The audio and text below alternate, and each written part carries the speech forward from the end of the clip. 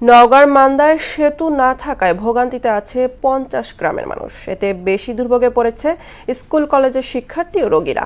আত্রাই নদীর ওপর সেতু নির্মাণ হলে বদলে যাবে এসব গ্রামের মানুষের জীবনচিত্র। হাবিবুর রহমানের প্রতিবেদন, জানাচ্ছে সিফাত রহমান জেসি। নওগাঁর মান্দা উপজেলায় প্রসাদপুর খেয়াঘাটে আত্রাই নদীর ওপর একটি সেতুর অভাবে ভোগান্তিতে অন্তত ৫০ গ্রামের মানুষ। সেতু না থাকায় খেয়াঘাটই একমাত্র ভরসা। তাতে পারাপারে ভোগান্তির পাশাপাশি প্রায় ঘটছে দুর্ঘটনা। তাই একটি সেতুর দাবি এলাকাবাসীর। ঝুঁকিপূর্ণ ব্রিজ, এখানে রুগীদের নিয়ে বা আমাদের নিজেদের মোটরসাইকেল নিয়ে পার হতে গেলে অনেকটা কষ্ট করতে হয়। পানি হলে ওটা যায় না, এখানে কাদো পানি আমার এই জুতা পিছলে মলপত্তা করে গেল না তো এই ব্রিজ পার হতে খুব মুশকিল।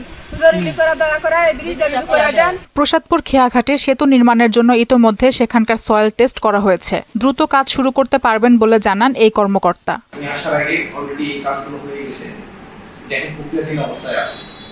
আশা করি আমরা অচিরেই এই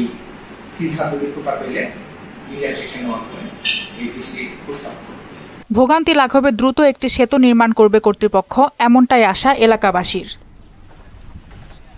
সিফাত রহমান জেসি, মোহনা সংবাদ।